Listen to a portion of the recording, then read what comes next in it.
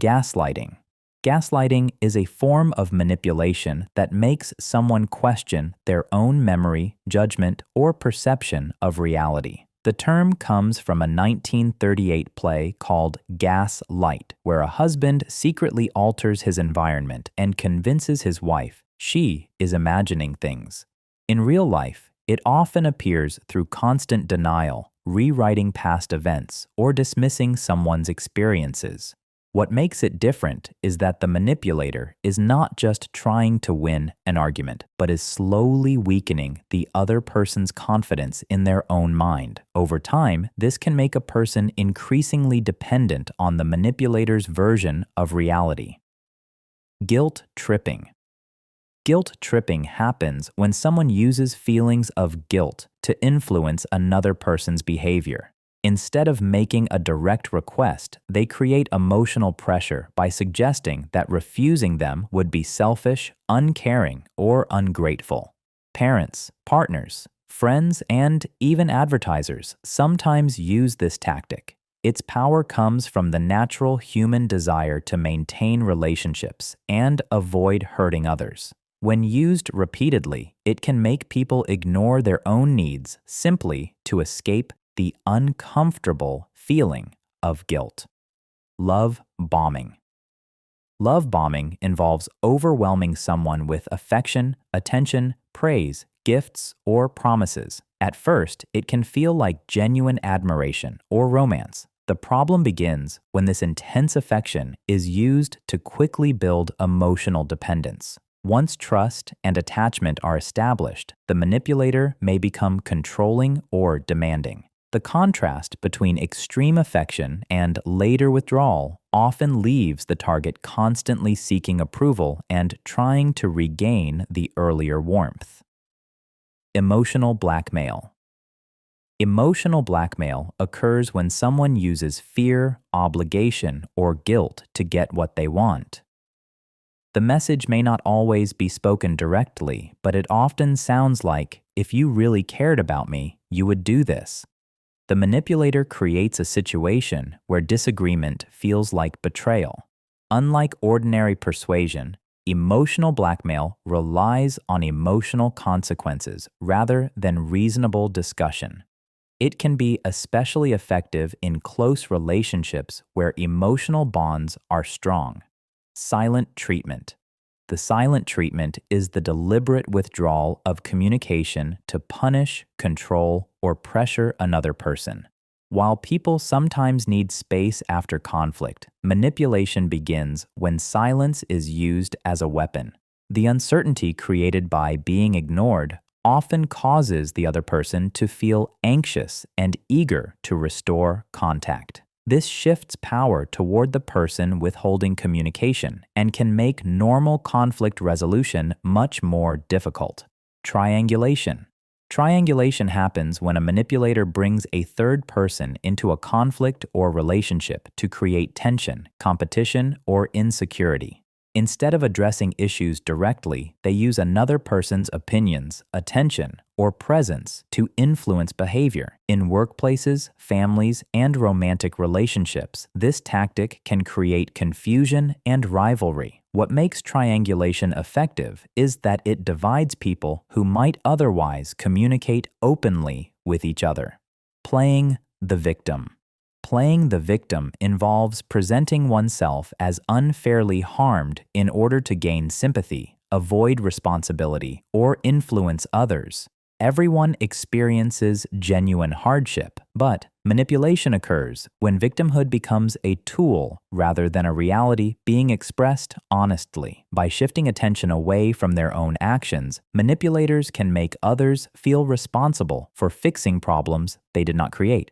This often complicates accountability and keeps unhealthy patterns in place. Projection. Projection occurs when people attribute their own thoughts, motives, or behaviors to someone else. A dishonest person may constantly accuse others of lying, or a controlling individual may complain that everyone else is controlling. This defense mechanism has long been studied in psychology, but it can also function as manipulation. By directing attention outward, The manipulator avoids examining their own behavior while putting others on the defensive. Moving the goalposts. Moving the goalposts means changing expectations after they have already been met. Someone may demand one thing, receive it, and then immediately introduce a new requirement. The target keeps working toward approval, but never quite reaches it. This creates a cycle of frustration and self-doubt because success is always redefined. In workplaces, relationships, and negotiations, it can become a powerful method of maintaining control. Fearmongering. Fearmongering uses fear to influence decisions and behavior. Rather than providing balanced information, the manipulator emphasizes threats, dangers, or worst-case scenarios. Throughout history, fear has been used in politics, advertising, and social movements because it captures attention and motivates action. The key feature is that the fear is exaggerated, selectively presented, or intentionally amplified to achieve a specific outcome. Negging. Negging is a manipulation tactic that combines criticism with apparent compliments. The remark is often subtle enough to be dismissed as a joke or honest observation. The goal is to lower another person's confidence while appearing harmless. When repeated, it can make the target seek validation from the very person undermining them. This creates an unhealthy imbalance where approval becomes more valuable because it feels harder to obtain. Information withholding. Information withholding happens when someone intentionally keeps important facts hidden in order to influence decisions or maintain power. The manipulator may avoid lying outright, choosing instead to leave out details that would change how others view a situation. This tactic appears in personal relationships, business dealings, and organizational settings. Control over information often becomes control over choices. False urgency.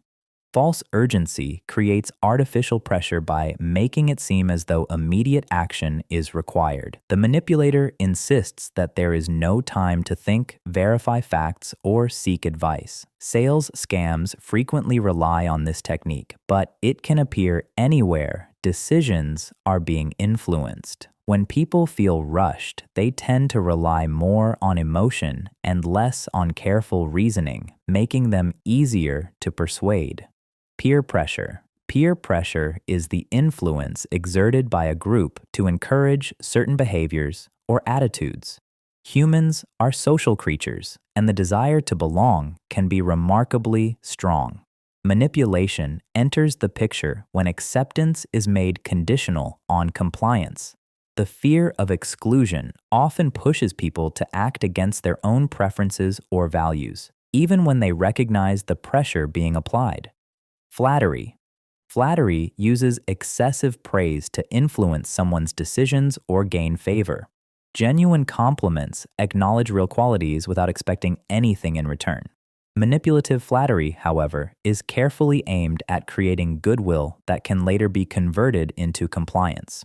Because everyone enjoys appreciation, the tactic can be surprisingly effective when its true purpose remains hidden. Threats and intimidation. Threats and intimidation rely on fear of negative consequences. These consequences may be physical, financial, social, or emotional. Sometimes the threat is explicit, while other times it is merely implied. Unlike persuasion, which attempts to change minds through reasoning, intimidation seeks compliance through fear. Its effectiveness comes from making resistance seem more costly than cooperation. Manipulation by scarcity. Manipulation by scarcity works by making something appear rare, limited, or difficult to obtain.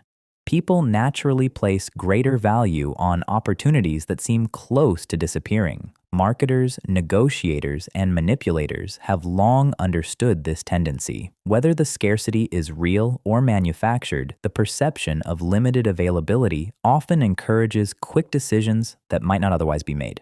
Reciprocity manipulation. Reciprocity manipulation takes advantage of the social rule that favors should be returned.